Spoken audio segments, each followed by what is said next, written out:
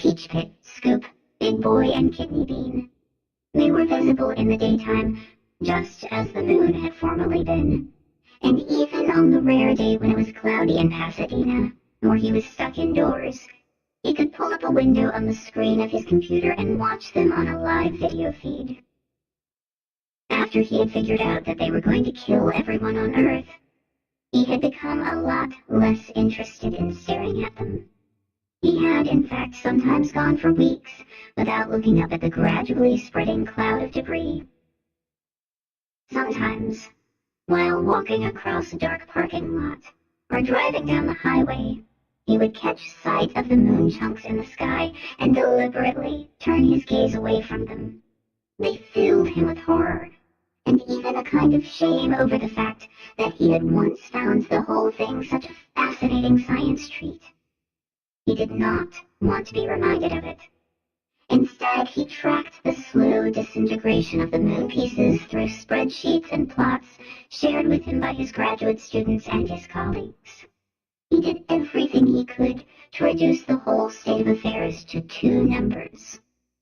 One of these was the bolide fragmentation rate, or BFR, which was a measure of how frequently big rocks were being made into small rocks. The other was, quite simply, how many days remained before the white sky.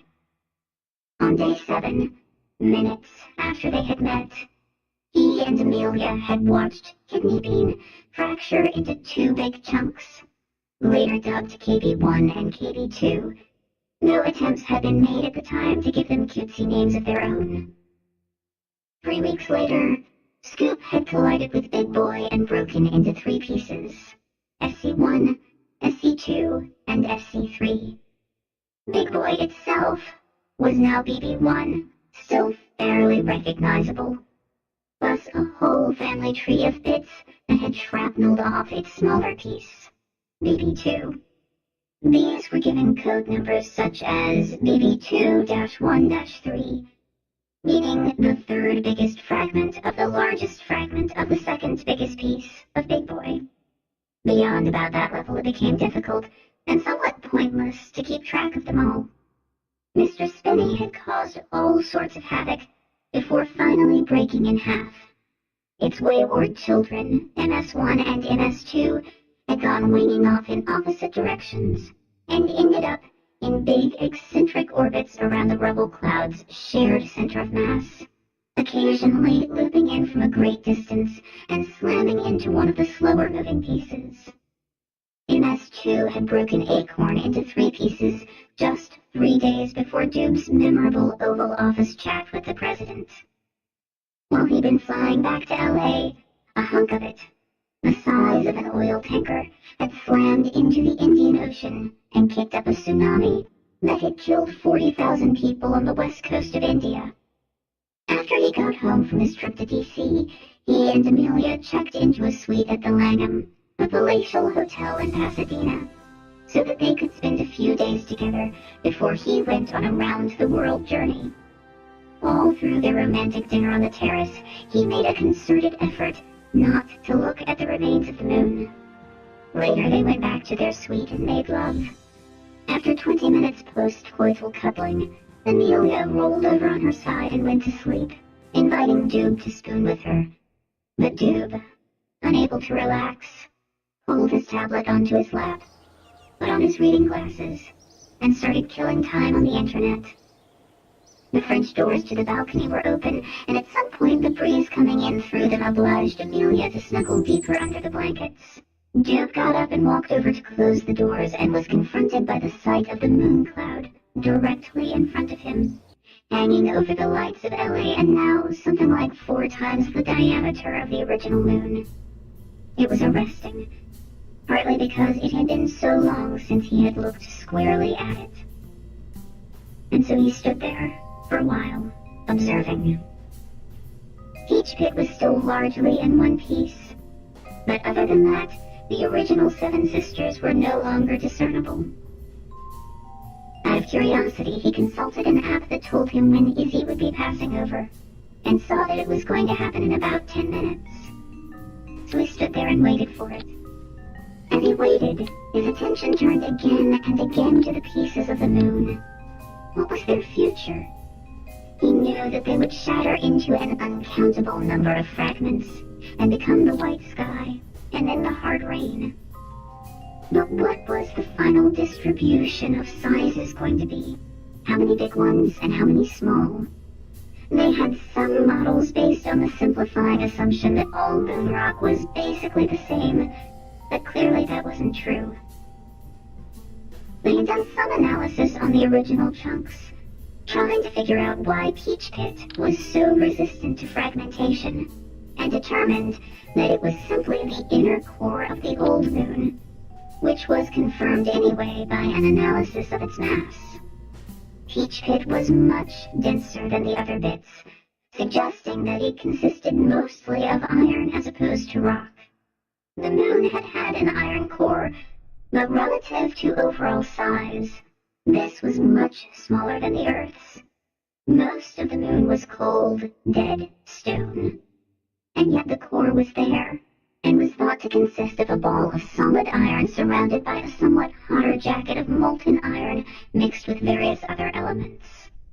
All of this had been stripped bare and exposed to space by the agent. For the first few hours, Peach Pit had literally glowed with radiant heat, or so they guessed, since the dust kicked up by the cataclysm had cloaked it for a while. Some of the core's outer jacket of molten metal must have been torn away, dispersed into the rubble cloud as goblets and slugs and droplets of melt that soon cooled and hardened. As much was proved by metal-rich bolides that had since plowed into the earth and been dug up and analyzed. By the time the dust had literally settled to the point where Peach Pit and its siblings were clearly observable, an outer crust had formed over it, consisting of melt that had cooled swiftly as it radiated its heat in space. The cooling had continued ever since. Now, the better part of a year later, Peach Pit, or PP-1 as it was now designated, was still warmer than the other parts of the moon. It had shown greater resistance to fragmentation. Other rocks bounced off it or dashed themselves to pieces on its gleaming surface. A few significant chunks, PP2, PP3, and so on, had been ripped off in the early days when it had still been soft, but now it was clad in a mile-thick armor of solidified iron that was proof against just about any calamity, short of a second agent. Dew became so absorbed in such thoughts that he almost missed the transit of Izzy across the sky. It angled directly over the rubble cloud, seeming to weave among the giant, tumbling boulders, though this was, of course, an illusion. It had long been the brightest man-made object in the sky, and it was brighter now that so many pieces had been added onto it. The effort had been impressive, stirring even, but seeing it against the scale of the disaster behind it forced him to ask himself what was the point. What was the longer-term plan for the Cloud Ark? The swarm concept was a nice architecture, much more survivable than one big ship. But where was it going to go? No one seemed to be talking about that. He understood why. Survival was the first imperative. Long-term strategy came next. The amount of iron in PP1 was, for all practical purposes, infinite. It would take humans many thousands of years to find uses for that much metal. But it was way up high, hard to reach, and yet they had to reach it. And it was closer, easier to reach, than the Arjuna asteroids that Sean Probst was so excited about. Feeling an idea take shape in his head, like an iron core congealing deep in a moon, he put it on hold and forced himself to turn his attention to more immediate questions. A few days ago in the Oval Office, he had formed a resolve to get his ass into space and begin making things happen up there, which was fine. But he had 3 months left on terra firma. He couldn't neglect his responsibilities here, some of which, the most important, were to his kids, to Amelia, and to their frozen embryo. But on top of that, he had been given other jobs, And if he screwed them up badly enough, e.g. because he was standing on hotel balconies in the middle of the night thinking about how much iron was in PP1, then they might not send him up to the Cloud Ark at all. He hadn't wanted to go, but once he had assented to the idea, he had begun wanting it more than anything, and he now feared that they would take it away from him, and if they sensed that fear, they could use it to control him. Better to overperform, to exceed expectations, to act like it was nothing at all. 72 hours later, he was looking out the window of the U.S. Navy helicopter, banking through a misty Himalayan valley as it lined up its final approach to a runway in Bhutan. Or perhaps the runway in Bhutan was the more correct phrasing. There are about 750,000 people in this country, which meant that they were entitled to supply 2 candidates for the Cloud Ark. The arithmetic was a little fuzzy. If the same ratio were applied consistently all over the world, something like 20,000 candidates would be gathered in. If an arklet could accommodate 5 people, then 4,000 arklets would be needed in the swarm. Each arklet required a heavy lift rocket to get it into orbit, and some assembly and prep work once it had reached Izzy. Could it be done? If the entire industrial capacity of the world were thrown into the production of rockets, arklets, spacesuits, and the other goods needed, perhaps, but probably not. Duke was privy to some recent estimates that put the numbers at closer to 1/4 of that figure. And anyway, could the arklets really support 5 humans each? Without a doubt, they were large enough for 5 humans to bang around in, but it was not at all clear that each could be self-sufficient in food production. Building a sustainable ecosystem in a tube the size of a railway tank car was no small task. Biosphere 2, a well-known experiment in the Arizona desert, had attempted to support 8 people on an ecosystem the size of a couple of football fields, and been unable to make it work long-term. But its mission had been clouded by political strife and odd quasi-spiritual factors. A more down-to-earth project, run by the Soviets, had determined that 8 square meters of algae, an expanse of pond scum about the size of 2 ping-pong tables, was needed to keep a single human supplied with oxygen.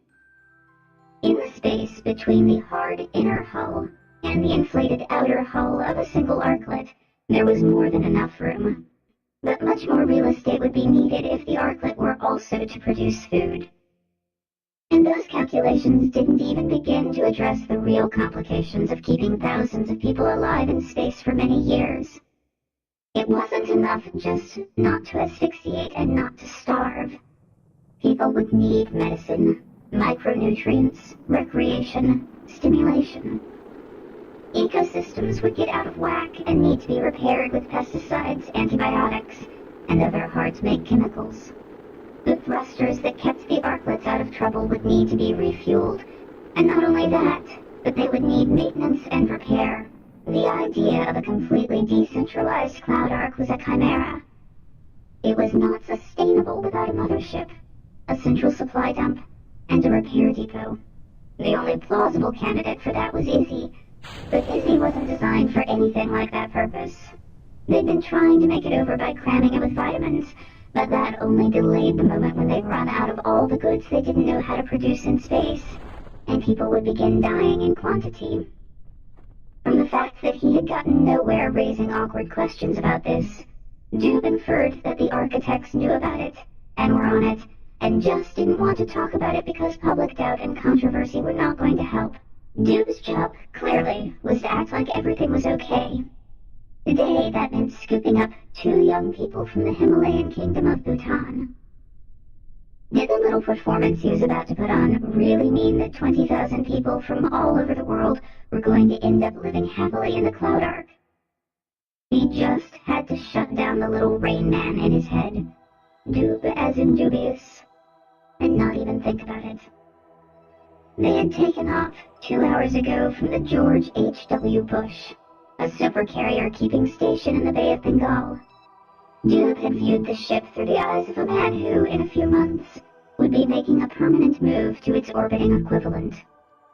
She was a completely artificial island, thousands of people densely packed into a wad of pure technology. The professionalism of the crew and the efficiency with which she ran were amazing. Could something like that be duplicated in space, with people chosen by lot from all over the world and trained in camps over the course of a single year? He reckoned he would know more in about half an hour. The Navy chopper plunged into a fog-stuffed slot between mountains and knifed through steam and mist for a few minutes. The airport's sole runway came into view, startlingly close to them. The chopper flared to a perfect landing a stone's throw from the terminal building. Doob became aware that his jaw was clenched and tried to relax it. He had made the mistake of Googling this place and learned that it was bracketed by 18,000-foot mountain peaks, that only 8 pilots in the world were certified to land here, and that even they didn't attempt it unless the sun was shining on the runway.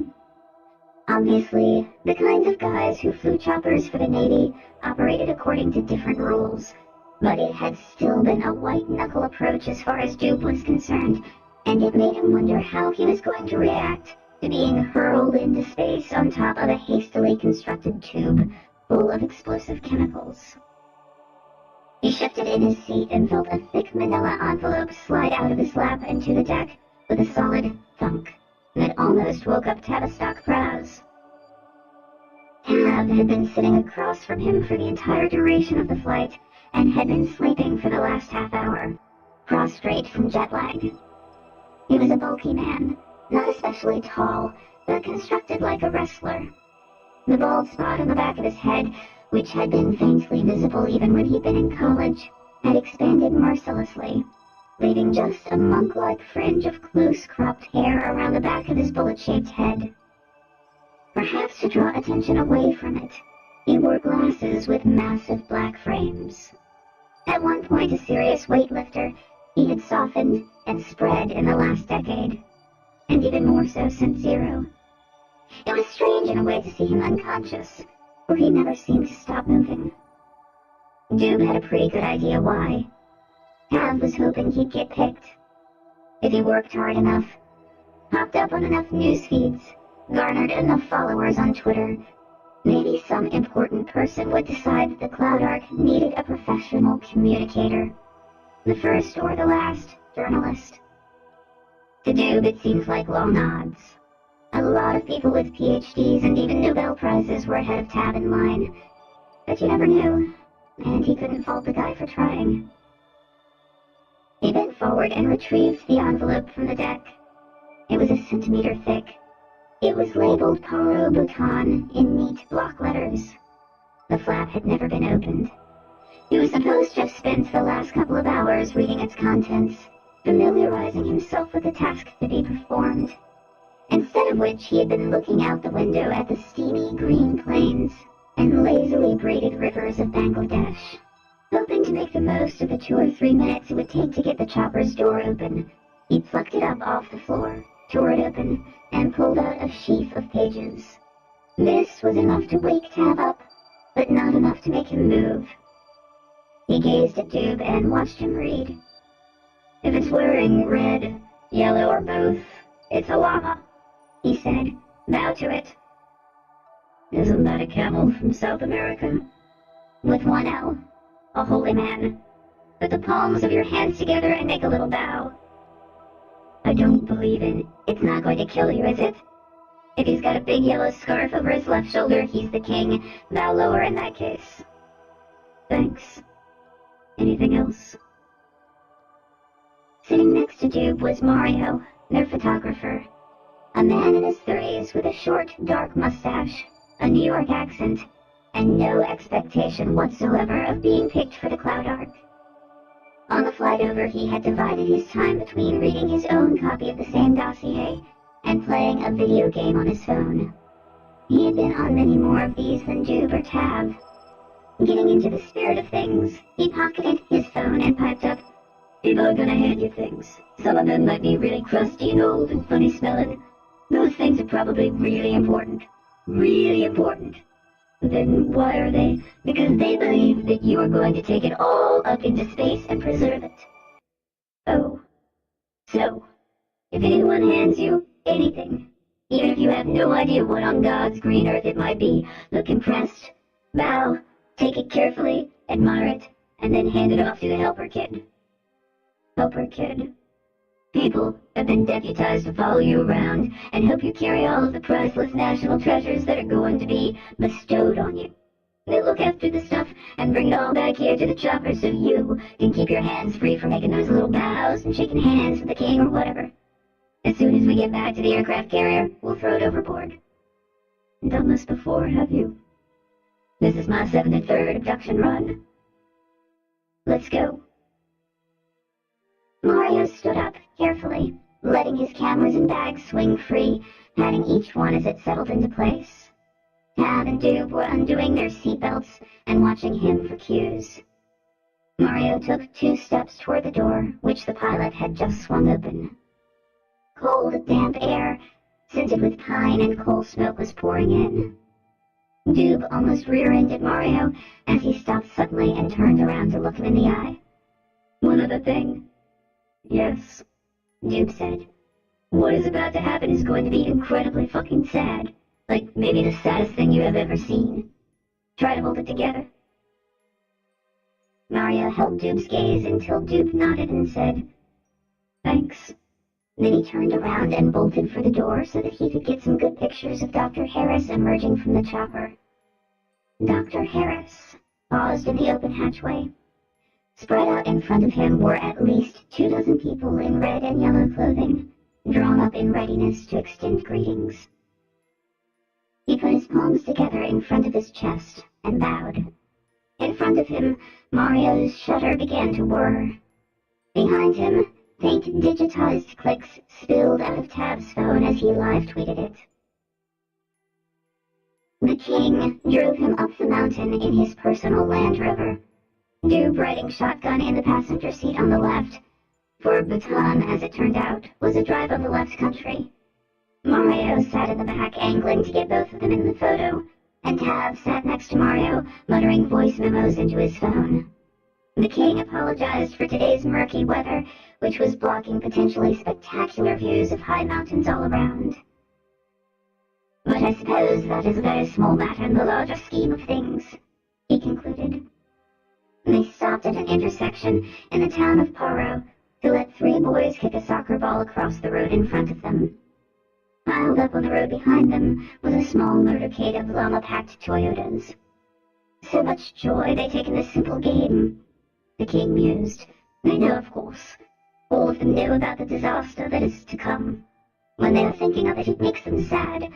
But at other times, they are, as you see them, oblivious. The boys got out of the way, and the king eased forward into the intersection. The town had a surprisingly alpine look to it, with deep brown weather-beaten structures of wood built on stone foundations. Until a few days ago, the king went on, they might have consoled themselves by imagining that they would be the ones chosen. In the casting of lots, Dib said. Yes. The king shot him a keen look. I was responsible for choosing, you know. He glanced back at Tab. That is off the record. No, your highness. I did not know that, Dib said. We received guidelines, I suppose you could call them, saying that it was not a literal casting of lots. The choice is best not left to chance.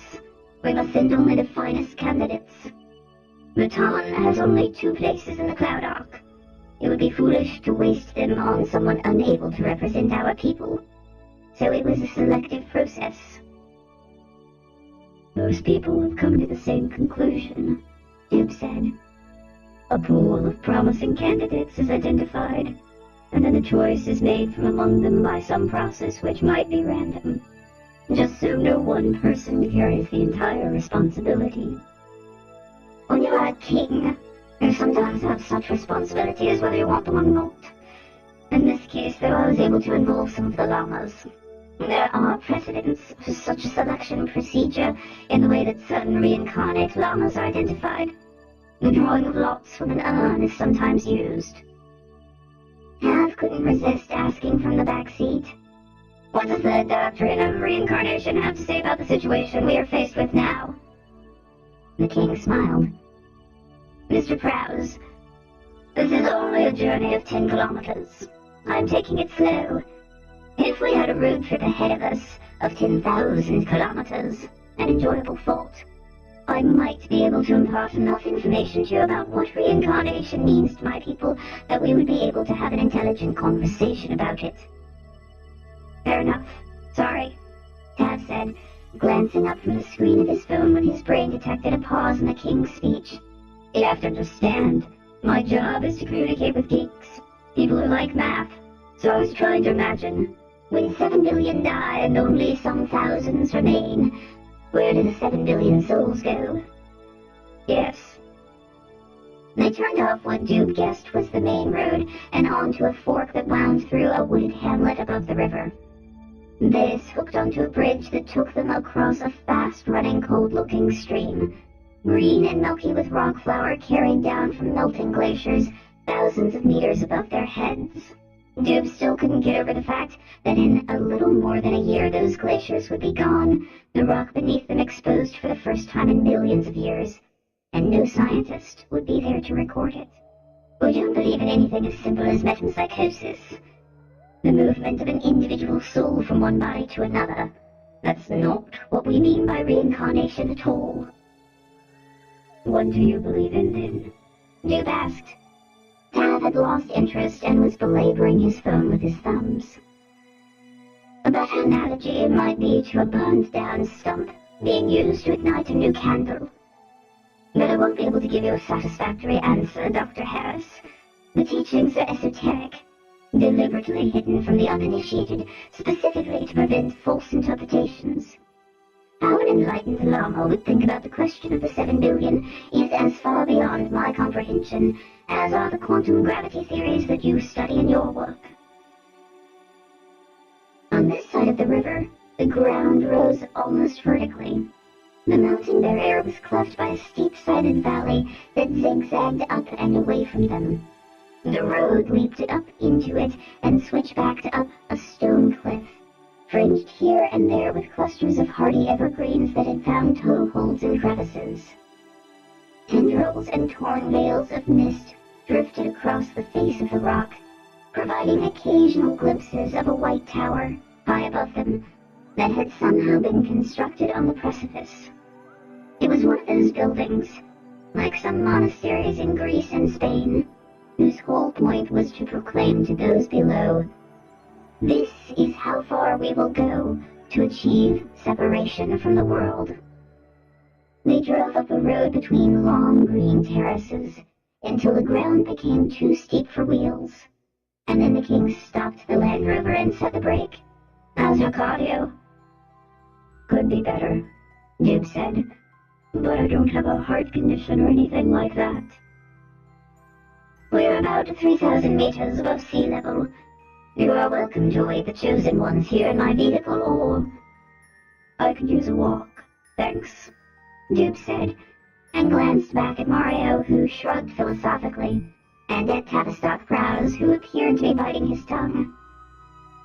As they hiked up the trail, followed at a respectful distance by an entourage of llamas, children, photographers, and officers of the Bhutanese military, the king told Doob that the place they were going was called the Tiger's Nest, and that it was one of the most sacred sites in their religion, being the spot where Guru Rinpoche, the second Buddha, had, in the 8th century, flown in from Tibet on the back of a tiger. Later, a temple complex had been built around the caves where Padmasambhava, or apparently this was an alternate name for the same personage, had lingered to meditate. Doob pleased himself by suppressing the urge to point out to the king that tigers were not capable of flight. This was only partly because he was gasping for air. He did not really care about the plausibility of the story, given the astonishing beauty of the place through which they were hiking. It was one thing to be fed a line of religious hokum in a desert hellhole that had nothing to recommend it as a site for tourism. But in order to go for a few hours' walk with a king in Shangri-La, He would put up with any amount of fairy tales and metaphysical ramblings. Small temples and devotional sites emerged from the mist every few minutes. They stopped part of the way up to enjoy a serving of chai in a little cafe with a fine view of the tiger's nest. Tav, at the end of his rope physically, announced he would go no farther. Doob, Mario, and the king pushed on along the increasingly precarious walkway to the gates of the monastery itself. This, the king had already informed Doob, was off limits, and in any case would have made a poor showing as a site for a ceremony, being rather cramped, dark, mazy, and ancient. Crag-dwelling hermit monks didn't go in much for grand ceremonial courtyards. Instead, there was a sort of wide spot in the ledge just before the entrance to the White Temple. Waiting there were the two Arkers, a boy and a girl, both in their early 20s, clad in what Doob assumed was traditional costume. For the boy, a robe that stopped at his knees, with a large white scarf over his shoulder and crossed to his hip. For the girl, a bolt of colorfully woven cloth, wrapped around her waist and fallen to her ankles as a sort of columnar skirt, with a yellow silk jacket above that, draped with many necklaces of turquoise and other colorful stones. Had she been here, Amelia, in a single glance, would have noticed 100 details about the weaving, embroidery, the jewelry, the drape of the fabric, the choice of colors. She would have charmed the king right out of his saffron scarf. She would have climbed out of the Land Rover back in Paro and made friends with the soccer-playing boys. Amelia, not Doob, was the person who ought to be doing all of this. But Amelia wasn't going to the Cloud Ark, and Doob was. The boy and the girl, Dorji and Jigme respectively, were backed by some leathery oldsters in similar but simpler costumes, presumably their families, and several llamas. Prayer wheels were spinning, bells were chiming back inside the monastery, monks were chanting. Everyone was crying. They all bowed to their king. Doob was glad Tav had not come this far. Some kind of conversation took place in the local language. Doob didn't even know what the name of that language was. Mario, oblivious to the emotional tenor of the proceedings, darted around snapping photographs, dropping to his knees or even throwing himself flat on the ground so that he could get mountain peaks or temple roofs in the backdrop of shots. Doob, who had no idea what was going on, couldn't take his eyes off the faces of the elders, who were doing their best to hold it together in the presence of their monarch, but clearly suffering through ruinous emotional pain as they prepared to say goodbye to Dorji and Jigme forever. It was almost worse than watching your kid die, Doob thought. Then there was finality, certainty, a grave site to visit. Whereas these two were just going to hike off into the mist. A thunder of helicopter blades would announce their departure, and after that the family members would get vague assurances that Dorji and Jigme were going into space to carry forward the cultural legacy of Bhutan. Assurances that, Doob was pretty sure, were going to be fundamentally dishonest. These people were going to go to their deaths in 15 months, consoling themselves with that belief. He now understood his job a lot more clearly.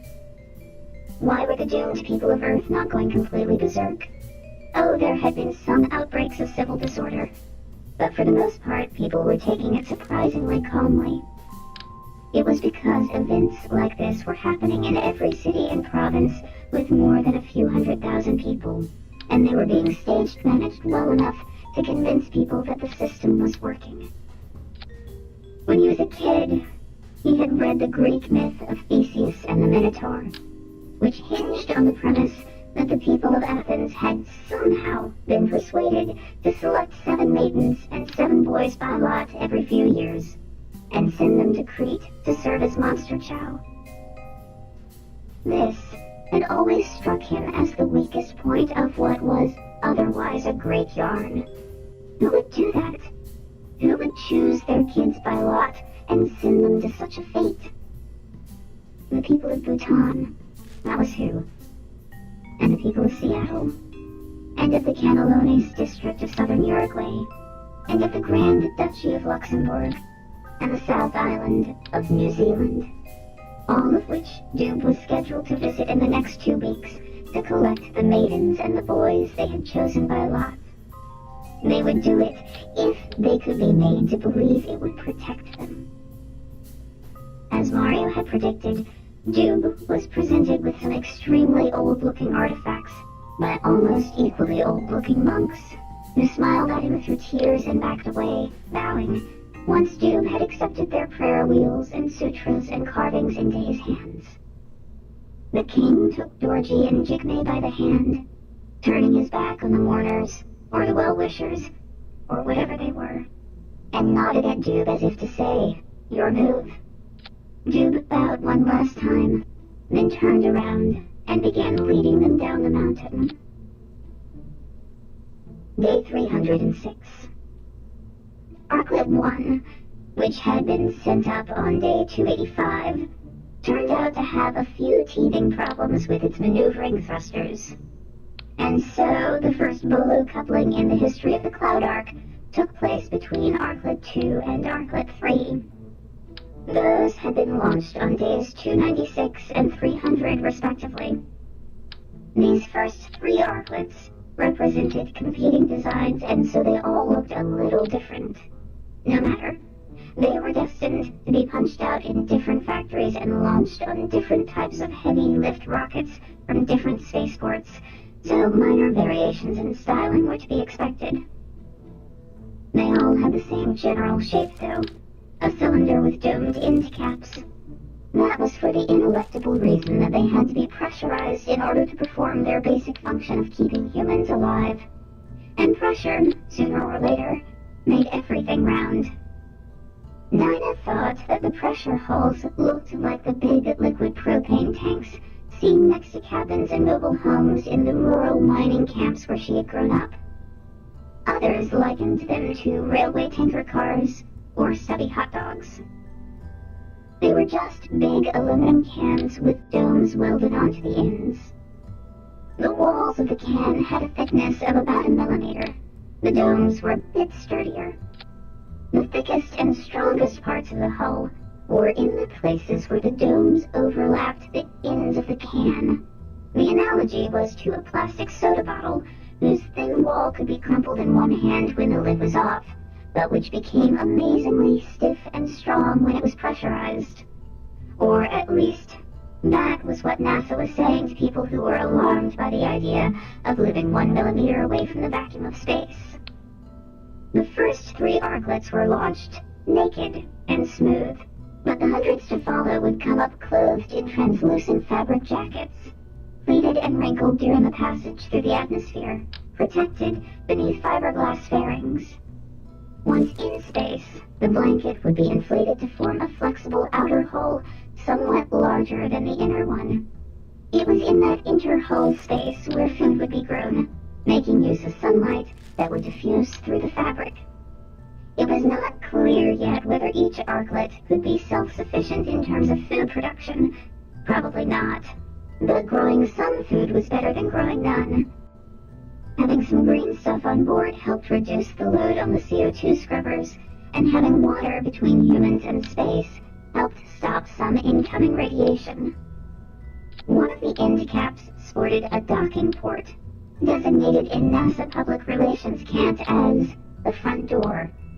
It was a bit of a misnomer since it was the only door.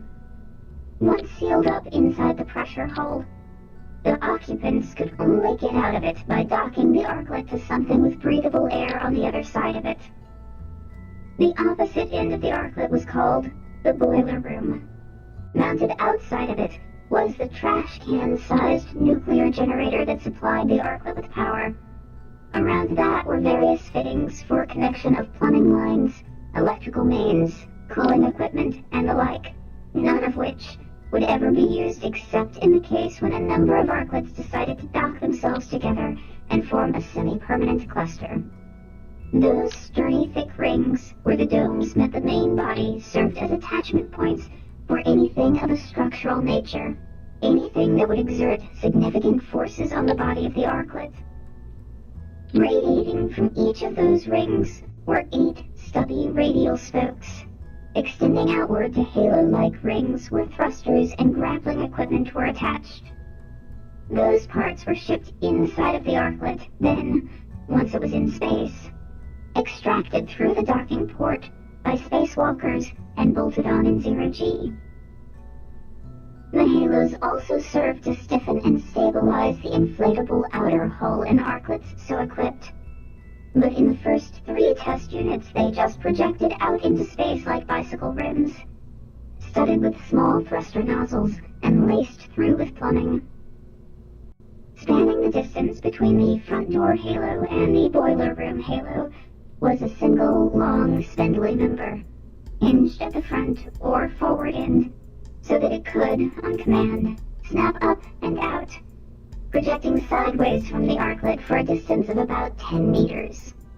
Mounted to the end of this arm were a camera, a target, and an electromechanical grappling device, collectively known as the paw. A cable ran from the paw back down the length of the arm to a reel near the docking port, where 250 meters of it were wound up like thread on a spool. The arm, the paw, the rope, and the reel were all there to achieve a specific maneuver, never before attempted, denoted in official NASA engineering documents as the Bolo coupling operation, but referred to everywhere else as the high five.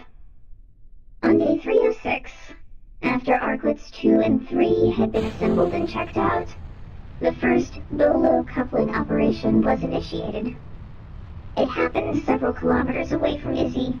It was done quietly and secretly in case it failed, but lots of video was taken in case it succeeded.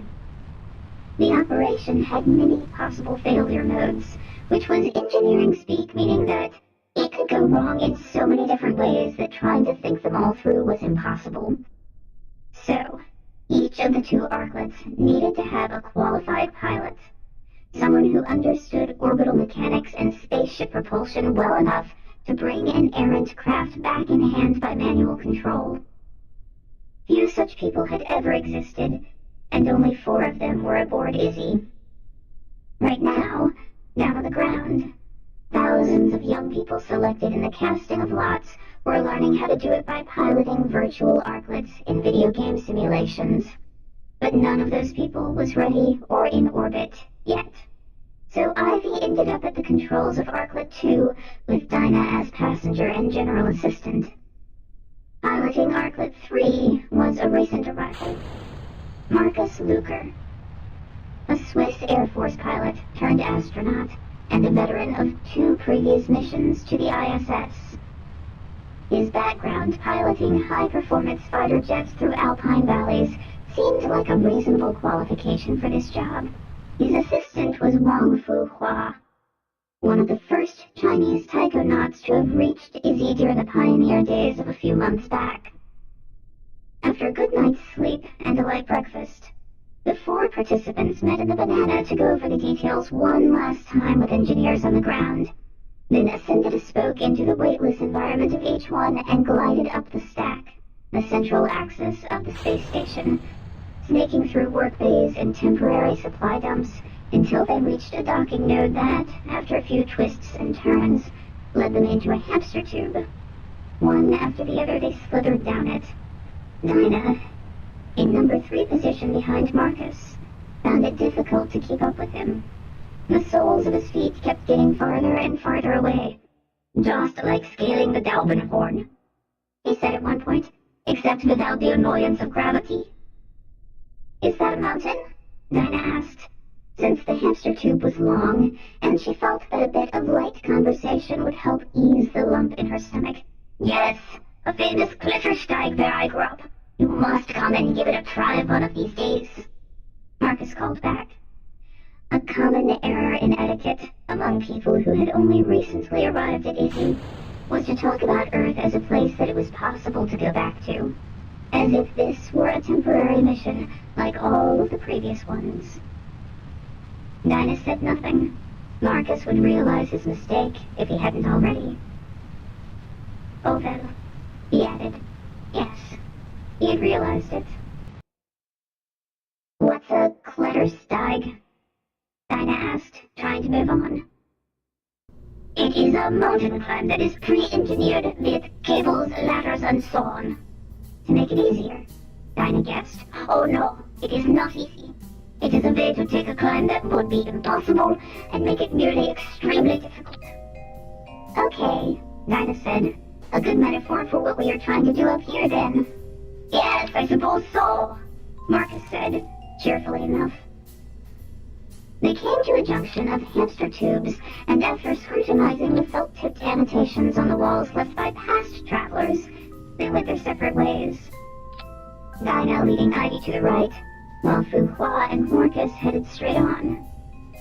After passing 3 occupied docking ports and exchanging perfunctory greetings with the people living in the capsules on the other sides, they came to the end of the hamster tube and passed through a docking port. They floated into a tubular space 4 meters in diameter and 12 meters long, illuminated by icy bluish-white LEDs. Its wall was a smooth cylinder of aluminum, striped with barcodes and stippled with batch numbers from the mill that had produced it. A long, straight weld ran up its length. At the far end, the curve of its boiler room dome, penetrated by many plumbing and electrical connections, was visible through a flat fiberglass grate. A disc of industrial catwalk material in a bilious shade of green. A ladder made of the same material extended up from there to the front door, through which Dinah and now Ivy entered. It put Dinah immediately in mind of Marcus with his talk of Klettersteigs. You didn't need to have a ladder unless you were expecting gravity, or a reasonable facsimile of it. The grate at the far end of the arclet was going to end up serving as the floor, or as a floor, the lowermost story. The arclet was long enough to divide vertically into as many as 5 stories by inserting more of those grated discs. Plates for that purpose were attached to the walls at regular intervals, but the grate hadn't been installed yet. Dinah pushed off against the top rung of the ladder and flew down until she could arrest her momentum against the boiler room grate. Then spun herself about so that her feet were touching it and her head was pointed back up toward the front door. This brought her eyes level with several flat panel screens that had been mounted to the walls. They served as status indicators and control panels for the equipment mounted to the outside of the dome. The little nuke was the only thing that mattered to them at the moment. It had a screen all to itself. Dinah woke it up with a tap. It refreshed itself with a graphical display showing the temperature of the plutonium pellet at its core, its current output level, the RPMs, and health metrics of the Stirling engine that converted its heat into electrical power, and the charge level of the batteries and of the supercapacitor that served as a buffer to store energy when it wasn't needed and release it when it was. Everything seemed normal there. Not much could really go wrong with these things. This one was brand new. She pivoted to another display that gave her information about the array of thrusters mounted to the halo just outside. Arclets were pretty short on windows. The only place you could see out was at the forward end, where a couple of small portals had been let into the dome adjacent to the docking hardware. Just below one of them was what the engineers called a couch, and what the casual observer would be more likely to describe as an expensive lawn chair that had somehow found its way into space. Ivy had already strapped herself into it and was waking up another bank of flat panel screens there. Dinah could hear her murmuring into the microphone on her headset, which she had jacked into the assortment of plastic boxes that, in this context, asked for a control panel. She was running through a checklist with mission control and talking to Marcus, who by now must be strapped in at the controls of Arclet 3. Gazing around, Dinah saw the gleam of a camera lens, no larger than a raven's eye, set into a tiny plastic pod on the wall in the middle of the arclet. Then, for no particular reason, she started crying. There'd been surprisingly little of this. Certain Morse code messages from Rufus were guaranteed to turn on the old waterworks. Ivy and Dinah permitted themselves to shed tears in each other's presence when no one else was around, and a few other people, such as Louisa, had joined that club more recently. But there was always something to do, some emergency to take care of, always people around watching. No privacy. This empty arclet was the largest volume of uninterrupted, unoccupied space that Dinah had been inside since boarding the Soyuz capsule at Baikonur a year and a half ago. It seemed vast to her, and she felt alone in it, and she couldn't help herself. She knew that the camera was watching her, and that she was being recorded on digital video that was being archived. Psychologists in Houston might be judging her fitness for duty at this very moment, but she didn't care. She'd stopped caring about what the people in Houston thought a long time ago. When she started crying, it developed a kind of unstoppable momentum, and she just had to let it run for a while. Her thoughts had begun to ramble away from her own family and situation, and toward the Arkers who would live and die in tin cans like this one. If it didn't work, if the whole Cloud Ark idea was just a panacea, as some people suggested, then the last thoughts and impressions ever recorded by a human soul might take place in an environment exactly like this one, and maybe Dinah would be that soul. The problem with crying in zero-G was that tears didn't run down your cheeks. They built up in jiggling sacs around your eyes, and you had to shake them off or dab them away. Dinah didn't have anything to dab with. The plastic coveralls they wore were notoriously non-absorbent, and so she just drifted in the bottom of the arclet, looking at the light from the control screens through bags of warm salt water. "So assistant you are," Ivy called back, after letting her go on for a few minutes. "Sorry," Dinah blurted out. "That was mission critical. Try not to short out any of the equipment. Tears conduct electricity. I think they made it all key-proof. Remember, these things are designed for amateurs." "Tell me about it," Ivy snorted. "The user interface is so easy to use I can't do anything." Something light whacked into Dinah's head.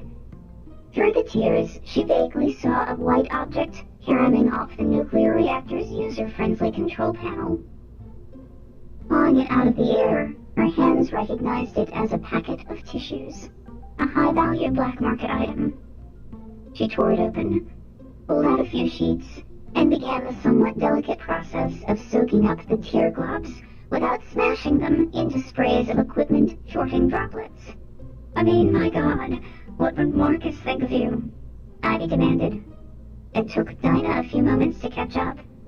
"Had a knee, you think? It is so obvious." After a thrilling first few weeks, things had kind of trailed off with Reese. It was okay. Easy come, easy go. She had never seen him as a stable long-term prospect. The times they'd been living in, and the place they'd been living, weren't really conducive to long-term pair bonding. Louisa, wearing her anthropologist hat, had watched the spontaneous, mostly short-lived couplings of Izzy's inhabitants with a combination of dry amusement, scientific fascination, and frank, hilarious envy. "I don't know," Dinah said. "I see where you're going, but he seems a little Captain Kirk." "You need a little Captain Kirk in your..." "In my what? In your life?" "Reese is too introspective." "Is that a euphemism of some kind?" "He's depressed." "Gosh, I wonder why." "No, not that way. Not about the world ending and everyone dying. I mean that when he's working on a project, he's full of energy, but when it's finished, he just kind of collapses." On the tip of Dinah's tongue was a remark about how well that observation aligned with Reese's lovemaking style, but she held back. "You realize that all of this is being recorded. Get used to it," Ivy said. and Dinah could sense her shrug from 12 meters away. Hang on. Gotta give the forward thrusters a little pop. Backing out of our parking space. She wasn't kidding. The thrusters gave off something very like a bang when they went off. Dinah, who wasn't actually hanging on, felt a few moments of disorientation as the whole arclet moved backward around her while she remained motionless. The green grid dropped away from her and the front door approached, but all so slowly that she needed only to reach out and glide a hand along the ladder to control her relative motion. In a few seconds, the forward end of the arclet reached her, and she stopped herself against one of the struts of Ivy's couch. Next to it was a knot of straps and pads, like a rock climbing harness, which Dinah had now spent a couple of minutes untangling and climbing into. The bangs of the thrusters, the hisses and clicks of the associated plumbing, and Ivy's murmuring into the microphone served as accompaniment while she got herself strapped in and donned a headset of her own. That enabled her to hear the clipped military-style transmissions among Ivy, Marcus, and their controller on Izzy. An engineer in Houston weighed in every few minutes with questions and observations. Once they had drifted well clear of Izzy, they initiated a programmed burn a few seconds long that took them to a slightly higher orbit. For a while, they could see nothing but empty space through their windows. The sun must have risen over the Earth's limb, because bright round spots appeared on the wall. Ivy said, "I have 3 on radar and am engaging MAP." That being the 3-letter acronym for Monitored Autonomous Piloting. The operation they were about to perform, the High Five, was deemed way too ticklish to be handled by noob spaceship pilots. It had to be a robotic operation the whole way, but the algorithms and the sensors that told them what was happening were all brand new, so experienced pilots had to sit at the controls, watching through the window and taking over if and when the robo-pilots started acting screwy. The thrusters began to pop in a different rhythm, a pattern of tiny firings very different from how a human being would operate them. The starfield swung past the windows. The splotches of sunlight veered around the walls, and suddenly, Arclet 3 rotated into view, a few hundred meters away. It too was flying under map, coming about until its front door was aimed their way. Dinah stifled the impulse to wave at Marcus and Fu Hua. It was unprofessional, and anyway they wouldn't be able to see her through the tiny porthole. A spindling white arm swung outward from the side of Arclet 3 and locked into position, extended off to one side. A few moments later, they heard and felt their own arm actuating likewise, and watched an animation of it on a flat screen. Bringing up the paw camera, Dinah muttered, and tapped a control that flooded a screen with high-resolution video from a telephoto lens mounted at the end of the arm. This showed nothing at first, but the blue rim of the Earth's atmosphere down in one corner. Then, a target-like pattern veered across the screen, slowed, and veered back. All of this was accompanied by more fidgety percussion from the thrusters. The feed was remarkably close and clear. Comparing it to the direct view out of the porthole, Dinah could see the target on the end of Arclet 3's extended arm, looking tiny from this distance. But the machine vision system now in control of their little spacecraft had found it and recognized it, and "We have a lock," Ivy said. "We see you 3. We see you 2. Marcus answered. "It proceeds." It proceeded with a long firing of the aft thrusters that nudged them forward enough that Dinah could feel the pressure on her bottom, sense the straps of the harness tightening. The target flailed around some, but a few moments later, the lock was reestablished. Dinah could see Arclet 3 growing larger, numbers on a screen gauging the distance between the ships, or, to be precise, between the 2 ships' outstretched paws, were counting down.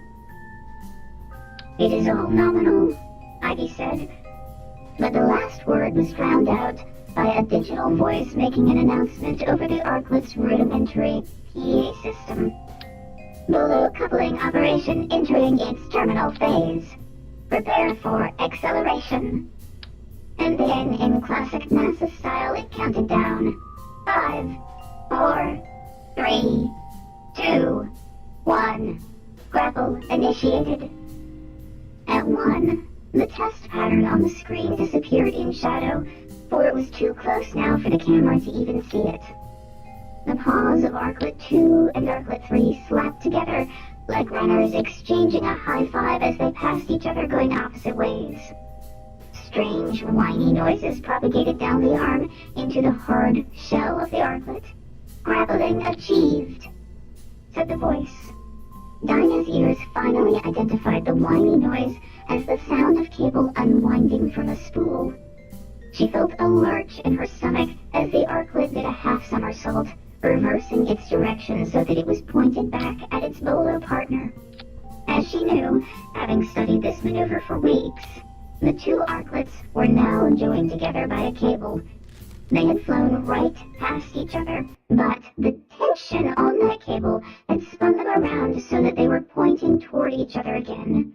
She verified this with a glance out the window, which gave her a view of the nose of Arklet 3 slowly receding as it backed away from them. The spool of cable mounted next to its docking port was in motion, unwinding as the two craft gained distance from each other. In the exact center, the cables of Arklets 2 and 3 were clasped together by a coupling device that could be remotely disengaged whenever they made the decision to go their separate ways. "Congratulations, Bolo 1, said the engineer down in Houston. The first autonomously driven coupling of two spacecraft to create a rotating system for production of Earth-normal simulated gravity." Earth swung past beneath the other half of Bolo 1, and Dinah felt the awareness of her own throat that would culminate, 5 minutes from now, in vomiting.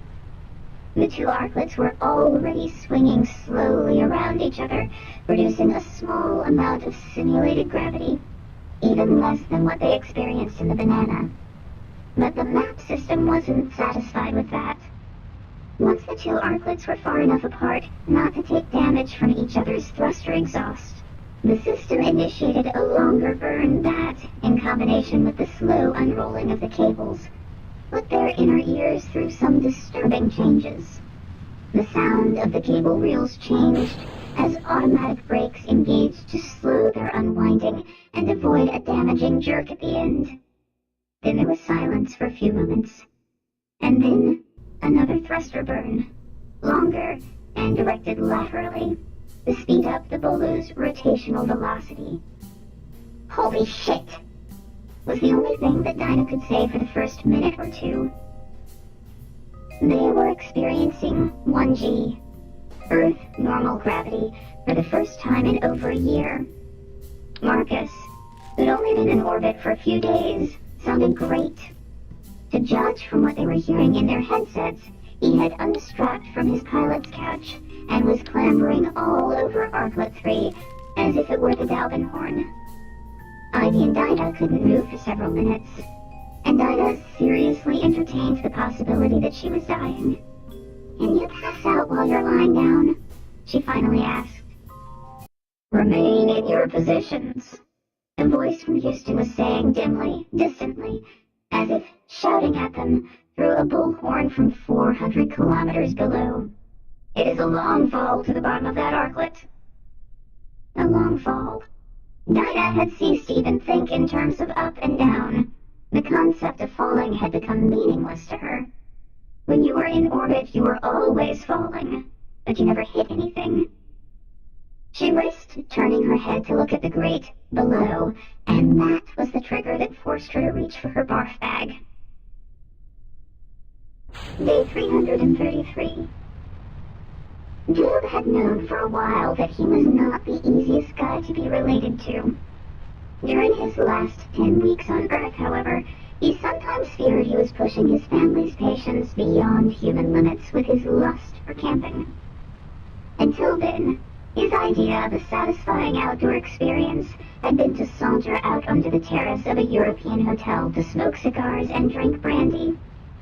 His duties as an astronomer sometimes called him to remote locations, such as the summit of Mauna Kea, where he would dutifully go outside, freeze his ass off for a few minutes, remark on the awesomeness of the view and the clarity of the air, and then go back inside to sit behind a workstation and stare at images on a screen. Camping and the outdoor life in general simply hadn't been a part of the culture of his family, which tended to look with favor on being under a sound roof, in a heated space, behind locked doors, with plenty of food baking and frying in a modern, fully appointed kitchen. He had always admired his colleagues in the life and earth sciences who could hit the road on short notice with a fully stocked backpack and live rugged, adventuresome lives in exotic locales. But he had admired them from a distance. His sojourn to Moses Lake with Henry had turned him into a late convert to the outdoor life, and left him with a considerable stock of state-of-the-art gear that he was strangely eager to use. The visit to Bhutan had also been a trigger. This had been preceded by a lengthy series of flights across the Pacific, and a brief stay on an aircraft carrier. Cramped, crowded, artificial environments, not unlike where he would be spending the remainder of his days. Then, just for a blessed few hours, he had climbed out of that chopper into the high, cold, piney air of Bhutan, and gone for a ramble in the King's Land Rover, and hiked up a misty mountain that had struck him as being straight from a 1970s album cover. And he had done some introspection about the fact that he couldn't even take such a lovely place at face value, but only liken it to such pop culture references. A few hours later, he had been back on the aircraft carrier with Dorji and Jigme, and about 100 other Arkers, who had been collected in a similar manner from Myanmar, Bangladesh, Nepal, various provinces of India, Sri Lanka, and scattered island groups. He had been struck by the contrast between how centered, how natural, how autochthonous the Bhutanese youths had looked when he had first seen them on the side of the cliff in their home country, and how lost they appeared in the painted steel companionway of an aircraft carrier, mixed up with other South Asians in equally colorful garb, all equally alienated from their native soil, all looking for a place to stow their priceless cultural artifacts. He had come home with the idea in his head that he needed to get a little bit of native soil on himself before getting shot up to a place where he would be every bit as lost and alienated as Dorji and Jigme had been aboard USS George H.W. Bush, which seemed uncontroversial to him. But when he presented the plan to Tav over a cup of naval coffee in one of the aircraft carrier's eateries, Tav demurred. "You are totally over-romanticizing dirt." Tav likes to play the devil's advocate. He and Doob had had many such conversations. Doob shrugged and said, "Let's say you're right. What's the worst that could happen if I get some dirt on me while I still have access to dirt?" Tetanus. Before they started sending me to places like this, they made sure I was up to date on my shots. No, seriously, I just don't buy it, Doob. Buy what? What is it you think I'm trying to sell you? You're trying to sell me the idea that there is such a thing as a state of nature that humans were designed to live in. It is the dirt is good hypothesis. But obviously we evolved in rustic outdoor settings. Those places are, in a sense, natural to us. But we did evolve, Doob. We're not animals. We evolved into organisms that could make things like this. Tav waved his free hand around at the painted steel environs of the aircraft carrier. And this. He raised his coffee cup and clinked it against Doob's. Which is a good thing, you're saying? Compared to being torn apart by hyenas? Yeah, obviously it's a good thing. Well, I'm not going to get torn apart by hyenas. I'm just going to go camping. Tav smiled in a way that seemed a little forced. You don't get what I'm saying, do you? He said, Look, you know my views on the singularity, on uploading. I did blurb your book on the topic. Yes, thank you for that.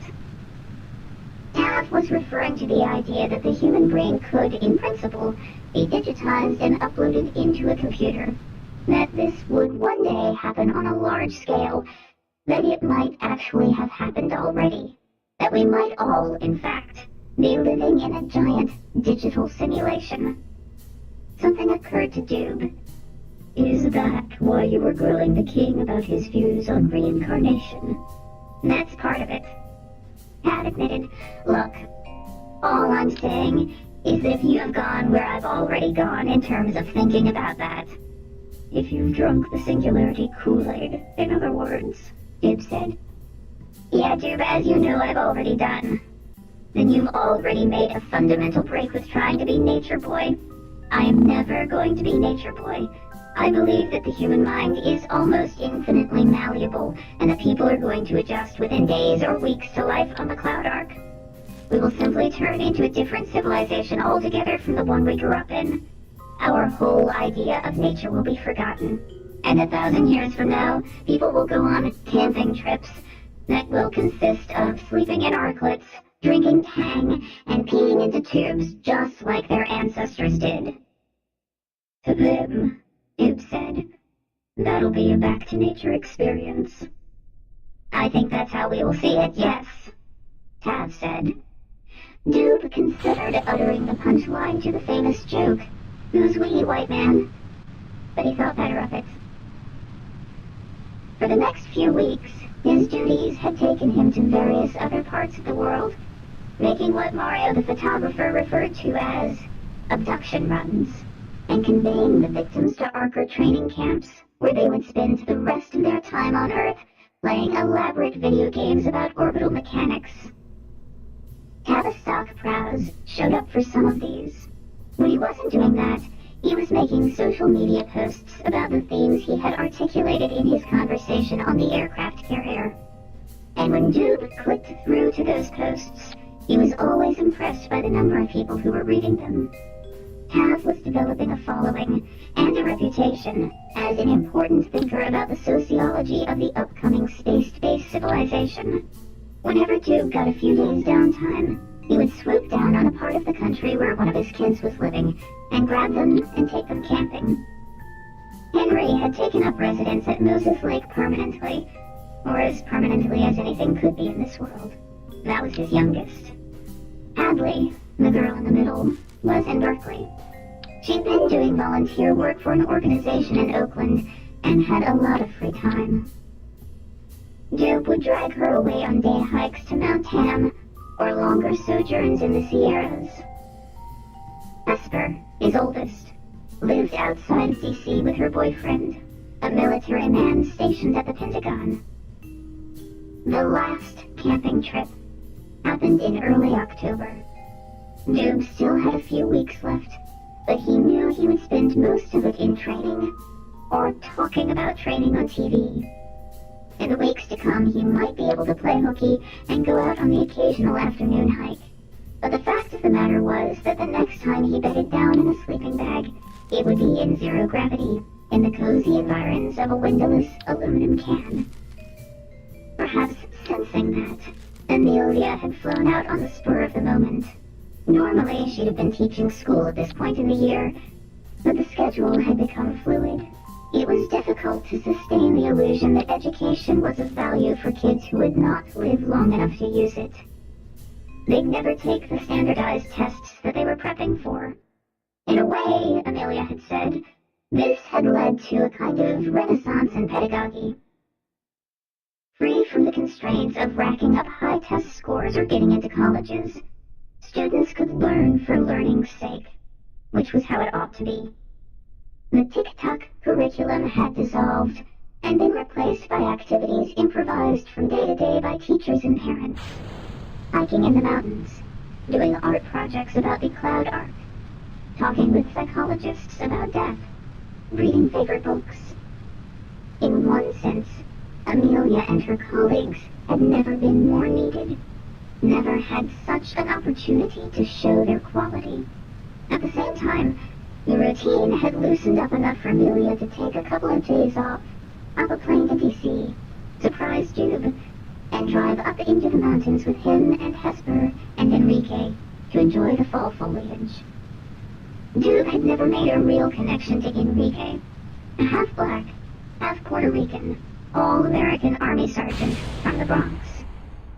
But now, sitting on the tailgate of a rented SUV, snuggled under a blanket with Amelia, looking out over a rolling mountain vista gorgeous with fall color, and waiting for some sausages to heat up on the hibachi, Jube felt as close to the guy as he could to anyone. Enrique seemed to sense the thawing in his mood. "What are you going to build up there?" he asked. It said something about how much Jube had changed in the last year that he didn't let out a derisive snort. His face did not even change, or so he told himself. He looked over at Amelia, sitting next to him, for confirmation. She'd been trying to help Jube out. For the kids, she explained. It doesn't matter what you think, Dubois, or what you feel. It's not about you. It's not even about science. Right now, it's about telling the kids in my classroom what it is that they have to hope for. So shut up and get it done. These things were important. It wasn't just a matter of hiding what you really felt. If you hid your feelings well enough, it actually changed you. A few months ago, Jube would have betrayed cynicism, possibly long enough for Enrique to notice it. And a few months before that, he might have launched into a detailed explanation of why he was cynical, making it clear that the Cloud Ark was going to be an experiment in hastily improvised survival against nearly impossible odds. None of that happened. He looked at the faces of Enrique and of Hesper, lit on one side by blue twilight, and on the other by the glow of the coals, and he answered the question. He answered it as if he were standing in front of a television camera streaming live to the internet. The resources up there are basically infinite. That was true even before the moon blew up. Now it has been busted open like a piñata. All it needs is to be shaped into the right architecture, enclosed habitations that we can fill with air and fertilize with the genetic heritage of the Earth. That's going to take a while, and we'll go through some tough times first. It's going to be tough emotionally when the hard rain hits, and we have to say goodbye to all that was. And it's going to be tough afterward, when the Arkers have to learn how to work together and make hard choices. By far, the biggest challenge humanity has ever faced. But we'll survive. We'll use what's up there to build incubators for our heritage to live in, to grow, and to improve on what we brought with us. And eventually, the day will come when we return. The hard rain won't last forever. Oh, it'll last for many lifetimes, as long as human civilization has existed until now. And what it is going to leave behind will be a hot and rocky wasteland. But by that point, many generations will have devoted all of their hopes and their creative genius to the problem of remaking the world as well as, or better than, what we see here. We will come back. And that's the real answer, Enrique. Will we survive? Yeah. It'll be touch and go, but we will survive. Will we build space habitats? Absolutely. Small ones at first, big ones later. But that's not the real goal. The real goal will take thousands of years. The real goal is to build Earth again, and build it better. It was the first time he'd said it this way, but it wasn't the last. In the next few weeks, his last weeks on Earth, he'd say it again to television cameras, to the president, to a stadium full of Arkers in training. All he knew at the time was that Enrique was nodding in a way that said, "It's going to be okay. Jube's got this." and Hesper was snuggling her head against Enrique's powerful shoulder, eyes gleaming, staring into the future that her father was conjuring with those words. Behind her, a meteor knifed across the twilight sky and exploded out over the Atlantic. Cloud Arc, Day 365. Today we're going to talk about what it really means to have a swarm of arklets in orbit, said famous astronomer and science pundit, Doc Dubois. He was hovering in the center of Arklet 2, currently docked to Izzy. He was wearing a pressure suit with its helmet detached and slung under his arm. He was talking into one of the Arklet's built-in high-def video cameras, trusting that some computer somewhere was recording the footage. Cut, he said. Then he felt a little sheepish. He was producing and editing his own videos now, so he had just said cut to himself. In space, there were no video crews, photographers, production assistants, or makeup artists to follow you around. I rather liked it that way. But there was something to be said for having at least one other human in the room who could react to what you were saying. He needed Amelia there, silently shaking her head or nodding. Instead of which he tried to imagine that he was talking to the kids in her classroom in South Pasadena on a sunny Tuesday morning. He replayed his own dialogue in their ears. What it really means sounded skeptical, as if everything said on the topic heretofore had been a bunch of BS. And in orbit wasn't really necessary. Everyone knew that they were in orbit. Today we're going to talk about what it means to have a swarm of arklets, he said. In normal space, like on Earth, we use 3 numbers to tell where something is. Left, right, forward, back, up, down.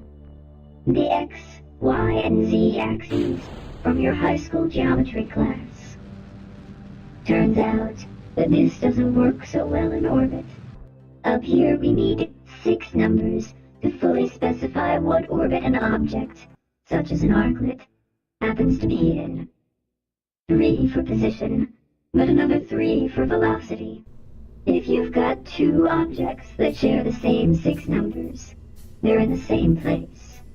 Right now, my 6 numbers are the same as those of this arklet that I'm floating in, and so we're moving through space together. But if 1 or more of my numbers changed, you'd see me drifting. Dube had brought with him a small can of compressed air, a common convenience used by electronics technicians to blow dust away from things they were working on. He aimed it down toward the aft end of the arklet and pressed the button. Air hissed out, and he began drifting up toward the front door. He raised a hand above his head in time to kill his upward motion against the forward bulkhead, then turned to look into a different camera. Good. It was the 3rd time he'd attempted this, and he was running out of canned air. I can't drift far, confined as I am to the pressure hull. But you can imagine that if I hadn't been able to stop, if I'd been out on a spacewalk, I might have drifted a long way. And what the science of orbital mechanics tells us is that no 2 objects in orbit can have the same 6 numbers, except in the special case I just showed you, where I was inside the hollow arklet so that both of our centers of gravity could coincide. An arklet, or any other object, that is off the port side of Izzy, or to starboard, or to the zenith, or nadir side of it, or forward or aft of it, has different numbers by definition. It's in a different orbit, and so it is going to drift. He mentally reviewed his notes. Here he had intended to be more specific about the nature of that drift. If it's in a higher orbit, it'll fall behind. If it's in a lower orbit, it'll race ahead. If it's off to one side or the other, it'll converge, then diverge on a 93-minute cycle. Only if it's directly forward or directly aft will it maintain the same relative position. But he thought maybe he could link that out to a different video. one with more graphics. Better to get to the point. The moral of the story? In space, there is no such thing as formation flying. Physics will cause two nearby objects to drift closer together or farther away. If you want to preserve a formation, such as a swarm, you have only two options. Physically connect the arklets together so that they become one object, or else use the thrusters to correct for the drift. There was another option, which was to put them in single file like a train in space, but it didn't seem very swarm-like, and so he left it out of the reckoning for now. Minutes after the video was posted, outraged YouTube commentators would be all over him, pointing out the error and attributing it to dishonesty, incompetence, and/or a conspiracy. His last task was to record a voiceover that would be played over footage of young Arkers training in huge industrial video arcades, thrown together for just that purpose in places like Houston and Baikonur. It's not difficult to learn this stuff. Any video gamer can pick it up in a few minutes. Just ask these young Arkers, brought together from all over the world, who've been honing their arklet piloting skills using precision simulators. Most of the time, of course, the arklets will be flying themselves on autopilot. But if and when it's necessary for a human to take the controls, these young people will be ready for it. The task complete, he established a link between his tablet and the wireless network of this arklet, and spent a few minutes moving video files around so that he could edit them later. Catching sight of himself in freeze-framed thumbnails, he was struck by the roundness of his face, a typical symptom of zero-G as the body retrained itself in how to distribute fluids through its tissues. Up here, it was the mark of the newbie. Doob had been in space for 6 days. This was A+1.0, 1 year to the day, since he had stood in the Athenium and watched the moon disintegrate. Arklet 2, now outmoded by newer models, was docked at the far end of a hamster tube on the port side of the big truss. Sooner or later, it would probably be used for overflow storage or sleeping quarters. Doob passed through its docking port and began making his way down the hamster tube. As he'd learned on his way here, this was going to take a while. The tube was barely large enough to accommodate a svelte human in a polyester coverall. A large man in a pressure suit banged and scraped the whole way. And yet it was easier to do it with the suit on than to drag the empty suit behind you or push it ahead of you, like a zero-G murderer trying to dispose of a body. In a few minutes, he was able to reach a node right along Izzy's central axis, where he had more space to move around, and there he began taking the suit off. This was not a full-fledged spacesuit, which, with its huge backpack life support system, would have been much too bulky for the hamster tube. It was just a helmeted coverall of the type worn by high-altitude pilots. It had a leak, and so was useful only as a costume. Escaping from it developed into a sort of wrestling match, with a lot of cursing and drifting around, banging into walls. At an opportune moment, he felt a sharp tug on the rear collar of the suit. This pulled it down to the point where he could shrug out of it and get his arms free. "Thanks," he said, and then looked over his shoulder to see a familiar face gazing at him quizzically. "Aren't you a little short for a stormtrooper?" "Moira?" Doob said. He grabbed a handle on the wall so that he could spin himself around and get a better look. His glasses had gone askew during the wrestling match, so he poked them back up on his nose. It was her, all right, suffering from a clear case of moon face. He had last seen Dr. Moira Crew at the Crater Lake announcement, where she had been assisting her mentor, Clarence Crouch, the Nobel Prize-winning geneticist, the poor sod who had been given the job of explaining the casting of lots to the world. Since then, Clarence had died of cancer in his Cambridge home, surrounded by biological samples and scientific memorabilia that would not long survive the onset of the hard rain. No doubt it had been a blessing for him. Doob had lost track of Moira after that, but of all the people on Earth, she was one of the most obvious candidates for inclusion on the Cloud Ark. She was of West Indian ancestry, wearing her hair in finger-length dreadlocks that had adapted pretty well to zero gravity. Better than white people hair for sure. Moonface had added a few years to her apparent age, but Doob knew her to be in her late 20s. Raised in a dodgy part of London, she'd gone to a posh school on scholarship and went on to earn a biology degree at Oxford. She'd gone to Harvard for her PhD, working with a project there on de-extinction. Her general charisma and an accent that Americans found charming had made her into the most well-known spokesperson for that project. She had done TED Talks and other public appearances describing her lab's efforts to bring the woolly mammoth back to life. After a brief sojourn in Siberia, working with a Russian oil billionaire who wanted to create a nature preserve stocked with formerly extinct megafauna, she had returned to the UK and begun postdoctoral work with Clarence. It was not the first time Doob had been pleasantly surprised to bump into a colleague